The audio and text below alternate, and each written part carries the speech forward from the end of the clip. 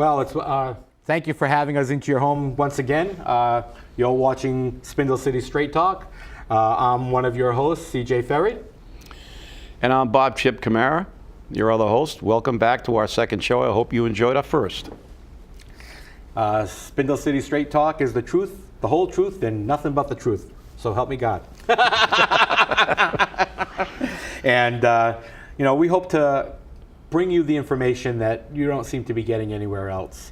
So we want to bring you that information in a fashion that you can understand without all the hype, without all the big words and formulas, but just in a basic everyday format that you can grasp and you can understand and you can take home and say, this is what it is. And so right now I'm going to turn it over to Bob, and you can bring out our first. Okay, our first topic is the S.A.F.E.R grant, which has to do with the fire department, which is near and dear to my heart since I spent 38 and a half years there.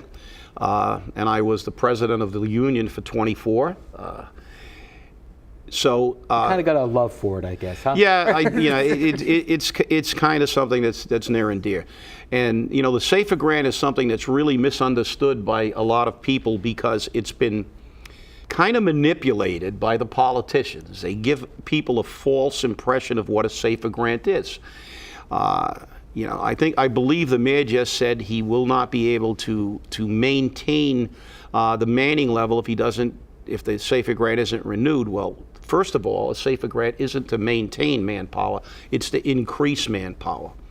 One of the other factors of a S.A.F.E.R grant is there is a specified number of people that they give the grant out for, and you have to maintain that number of people and personnel on the job. Otherwise, you lose the grant, you get penalized part of the grant. And I think that was a big misconception when Fall River got the largest S.A.F.E.R grant ever given in the United States. The mayor increased its manpower to a very high level by using the S.A.F.E.R grant. But then he took political credit. He said, I increased the number of firefighters when in fact it was a federal grant that we know doesn't last forever, which in my opinion is always wrong because you're misleading the public. You're taking credit for what the federal government's done. We're not funding that with jobs that we can maintain with city funds. So it's kind of like pie in the sky. Now, the second factor is, and one of the things that hasn't been publicized in this year's budget about this S.A.F.E.R grant was that the mayor and the city of Fall River requested a waiver so they could reduce the number of firefighters. And they got that waiver. And that's kind of complicated because if you look at the city budget, there were 79 people on the S.A.F.E.R grant last year.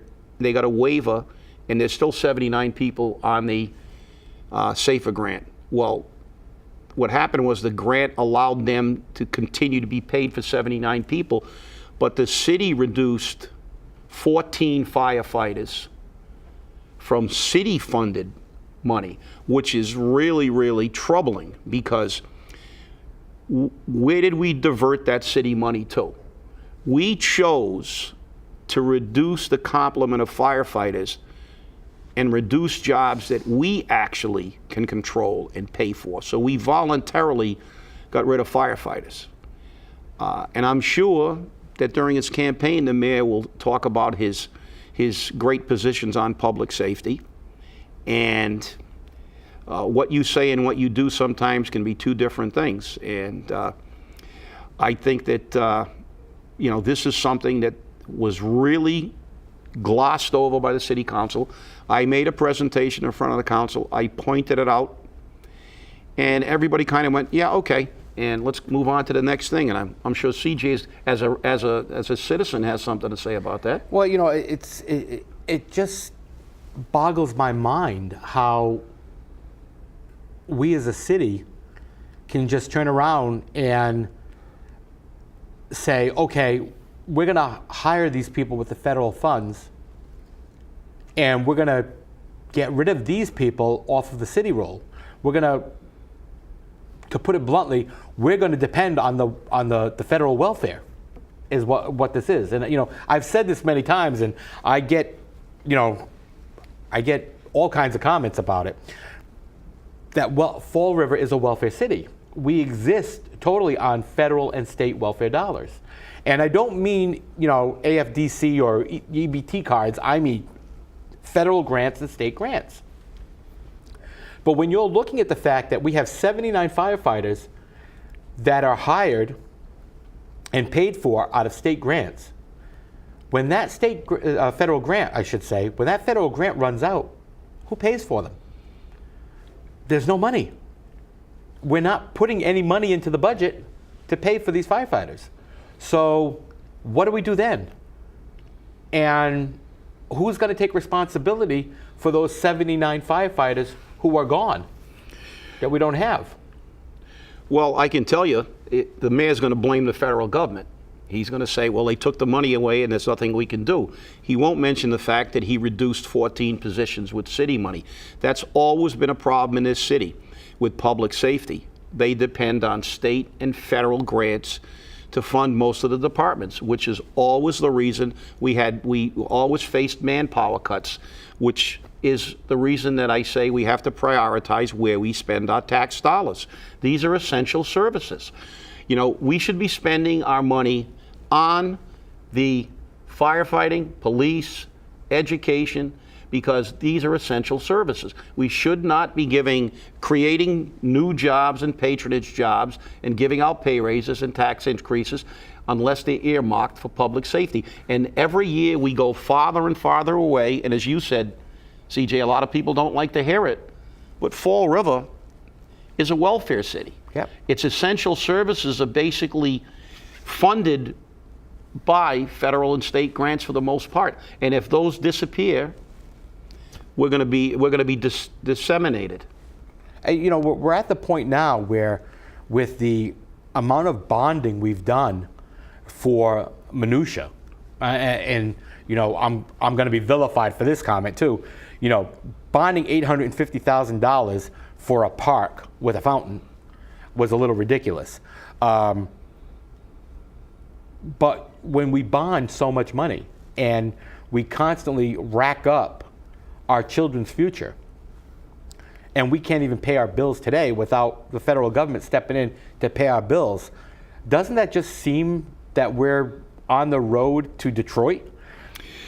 Yeah, I think we're on the road to being the new Woonsocket, which just went into receivership. Right. Because maybe I can draw an analogy that some people get confused when we start talking about money and grants.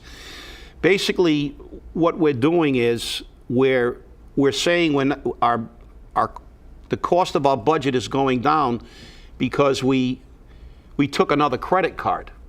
Or if I bought a car and I had a 2-year loan and I refinanced it for 6 years, I would be paying less money in the short term, far more money in the long term.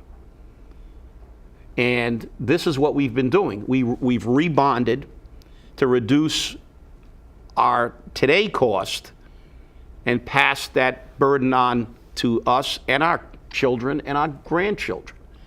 And we do the same things with credit cards. We spend taxpayers' money and we just get a new credit card. But ultimately, the fact is that we're going to get to a point where nobody's going to issue us another credit card. Our bond rating is going to fall through the floor, and it's about priorities. We extended bonds, we took new credit cards, and rather than choose to keep 14 firefighters on the job, we reduced that and spent money in other places. That would be like you taking your budget at home and saying, well, I need another $50 to buy food, so I'm going to get another credit card.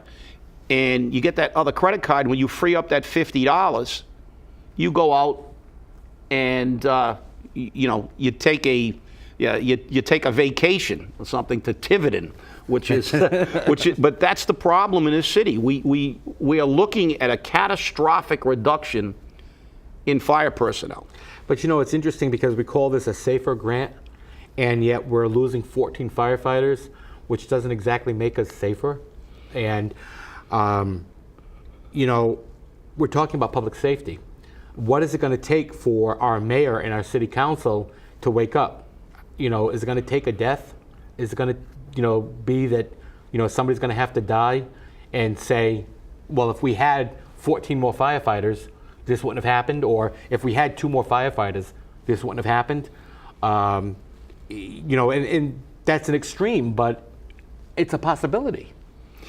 You're right, and the problem we have here is that when we do get these cuts, nobody is going to take responsibility, and that's why we're here on Straight Talk, to tell you, to ask why these things are happening, because nobody is going to remember how we spent our money in this fiscal year next year. They're going to be talking about next year. Everybody's going to conveniently get political amnesia and try to convince everybody about the crisis. As we said in our last program, government by crisis. We're going to have a crisis with the fire department, and that's what everybody's going to try to focus you on. Nobody's going to remember that we voluntarily reduced manpower in this budget. Nobody's going to remember that we misspent money. And that's one of the fundamental problems we're having in this city, and that's why we're here to tell you the straight. Yeah, and when you deal with a city administrator who turns around and says it's all about money, I mean, what are you going to do, right? And in a lot of ways, it is about money. The problem is it's not about our money; it's about the federal money.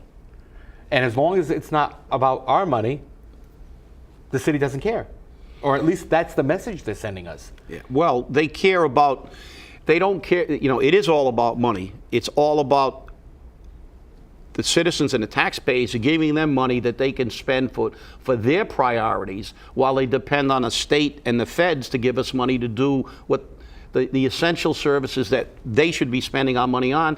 And who's to blame? Is it us?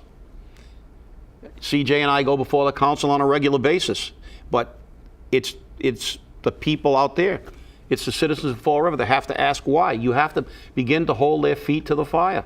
Yeah, and no pun intended. I know, really. But the worst part about it is, because again, like you said, we do go before the city council. But what they've even done to restrict what we can say is by limiting the time. They give us 3 minutes, and they limit the amount of time for citizen input to a half an hour. And then if you want to do that to the school committee, it has to be only with the items that are on the agenda. So you have to utilize your ability to speak when you get it, and you have to utilize it frequently. I'm really looking forward to seeing what happens with this year's request for a S.A.F.E.R grant, because I think you and I agree that odds are it's not going to happen. Oh, absolutely. There's absolutely no chance. They received the largest grant in the history of the United States. And there's absolutely no way the feds we're going to give them anywhere near that grant. And, it's a reality. But as usual, they're not going to mention the reality, and they know it, just as they know many other things that we'll get into in other programs. Yeah. They know in advance what we're going to face, but they're going to wait and make it a crisis. And then the city council and the mayor will say, we have to do this, and we have to override. I'm going to make a bold prediction here. There's going to be a cry to override Proposition 2.5 next year when we lose the S.A.F.E.R grant. And I'm going to be in front of the council reminding them that where was the outcry when we lost 14 people this year? Mm-hmm. And that's one of our fundamental problems. And it's interesting that you say that, because I know that I've already heard rumors that it's coming out of the 6th floor to override 2.5. Not only from the mayor's office, but from the city administrator, that a Prop 2.5 override is going to be necessary. So it would not surprise me that you have that next year, that they're asking for that. And that once they start doing that, it's going to be a regular and recurring thing. Well, yeah. Well, one thing. Whenever historically any community has overridden 2.5, it's been about public safety. That's what they do. They utilize public safety to scare the public into voting. They don't remind the public how they've wasted their money to get to this point. But the fact is, it's either police protection or fire protection that has to be increased that they use to justify 2.5 overrides. And they're going to do it again. And that's why we're here a year early telling you people out there, when these councilors come to you, you tell them, we will not vote for 2.5 override until you spend our money in the right places. Exactly, they have to. I mean, because remember, when you vote for a 2.5 override, you're basically giving them another credit card. You're giving them the right to just go spend some more money whichever way they see fit. And you and I have learned from experience in doing this all these years that they say it's for one thing and it goes somewhere else. It always goes somewhere else. It certainly does. We've seen it time and time again. But as I said, when we get to this point, nobody's going to ask, why did you give out 50% pay raises to some people? Why did you give out 44% pay raises in the last fiscal year? Why did you spend all this money creating positions and now we have to override 2.5? Maybe if we didn't do all this and we focused on our public safety, we wouldn't have to override 2.5. It's amazing what happens when government is left unchecked, you know? And there needs to be more people out there like us who hold government accountable. We need to be accountable.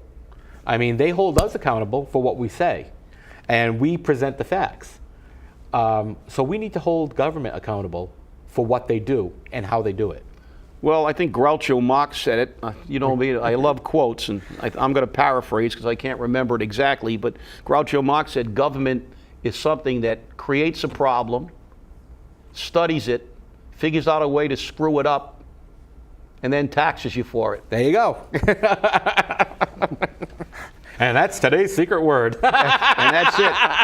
And I think he was right. And it seems to be that way for sure. My goodness. But into another essential service topic. Education. Another pit hole of money. Yep. It seems. Gigantic money pit. We've gotten reports this week that 2 schools in Fall River, the Cuss Middle School and the Doran Elementary School, are no longer level 4 schools. Cuss Middle is now a level 1 school, amazing jump from level 4 to level 1, and the Doran is a level 2. But then on the outskirts of that, we hear that Watson is a level 4 school. Watson is one of the oldest schools in the city because most of the schools have been rebuilt and remodeled. And it was announced that a committee has been formed already to address the level 4 structure of the Watson School. And they're talking about how the Cuss was the poster child school for the nation on underperforming schools. And I think that's a wonderful thing that they can say that. My problem is this. How come it seems to me that these schools are planned to be level 4? It's about money.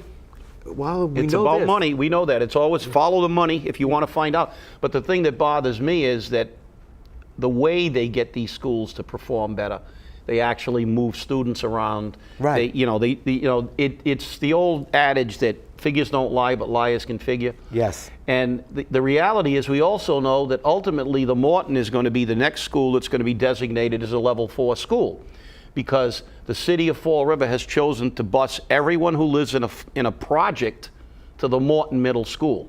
Yes. Which I don't even know if it's legal. Because that may be discriminatory. Because I believe it is. If you live in a housing project, you are required to be sent to one school on the other side of the city for some people, and that's another cost introduced to the taxpayers because we're going to have to bus these kids. And right. There's another issue for this giant money pit that we call an educational system in Fall River. And contrary to what was published in the Herald News from my letter to the editor, because that letter was edited, by the way, Meg Mayo Brown had a meeting with her staff at the Morton Middle School, and she said to her staff that Morton will be, not maybe, Morton will be a level 4 school by the end of the year. Okay? Now, for a superintendent of schools to say that her school or a school under her control will be a level 4 school by the end of the year tells me that she's either planned it or she has some inside knowledge as to what's going on. And then when you look at the fact that the students at that school that are being bused from all the housing projects or all the housing communities in the city under the authority of the Fall River Housing Authority are being bused to the Morton, also says something. And remember, when a school is designated level 4, a couple of things happen. Number one, the school gets more money, which the school department needs. Controls are lifted on the contracts and on the school. The superintendent can hire and fire as they see fit, whoever they see fit to hire, at whatever pay rate they see fit. So it's amazing how at these schools, all these consultants are brought in to make things better. Yeah, well, we've seen it before, and it's obviously pretty easy to figure Morton's going to be a level 4 school when they moved most of the underperforming kids into Morton to elevate the numbers on the other underperforming schools. But it's all about money, and Fall River spends a lot of money not on teachers but on administrative positions. I mean, call me crazy, but I don't think we need a dean of students in a middle school. I mean, I saw a dean of students in college. There's a dean of students here at Bristol Community College. Mm-hmm. But I don't think you really need a dean of students for middle school kids. And we have principals, assistant principals, assistants to the assistants. And we have this massive tier of consultants and administrators for a school system that for the last 20 years has been horrible at best. And 20 years is, to say the least. I mean, I go back to when I was in this school system, and, this school system was failing even back then. And I haven't seen any improvements. All I've seen is more and more buddies and buddies of buddies and buddies of buddies of buddies getting jobs that don't seem to do much. For the longest time, the Fall River Housing Authority was the patronage place. Topic. New topic, yeah. And now it's the Fall River school system, another patronage place. People get jobs there that are connected to the system. And again, the system's controlled by, basically 2 people. And we have to look at this and say, how can a system have 2 schools, if it's doing so well, come out of level 4 status, but we have waiting in the wings 2 schools waiting to go on? I mean, it just seems to be a little odd, because if we can do so well on bringing schools off of a level 4 status, wouldn't you be working on keeping all the rest of them off of level 4 status? Doesn't that make sense? CJ, you're being logical. You can't be logical in Fall River. I mean, that would make sense if the school system was good enough to and had a plan that would bring students up to level 1. That plan would be implemented throughout the city. Now, obviously, you're not thinking right, because I'm sorry, Chippa. Live long and prosper. Because as you said, it's about the money. Yeah. When level 4 schools bring in money to the city, and this is a plan. This is a plan because, as you said, it opens the door for patronage. I mean, let's face it. The superintendent got a $20,000 pay raise, which, by the way, is the average income in the city of Fall River. The household income is $24,000. So she got a $20,000 a year pay raise on her already astronomical salary, and she got her PhD paid for, I believe. Which she didn't complete. Yeah. Well, maybe she was too busy working on getting everybody down to level 4 so she could get money for her school system. There you go. But that's one of the problems, as we know. We know that, unfortunately, the Fall River school system has proven that education is not its top priority. Right. And we have to, we as a city, and we as the citizens of Fall River have to make it very clear to our elected officials that education is important. If you want to attract businesses to Fall River, to bring jobs to Fall River, to improve the economy, education has to be important. Because if your students can't perform basic math and they cannot read at an appropriate grade level, such as reading simple instructions, how are they going to work in some of these jobs? I mean, we're in a society now where everything is on the computers, is on engineering, and we have to be able to do this. And we have to hold our elected officials accountable to what we're doing.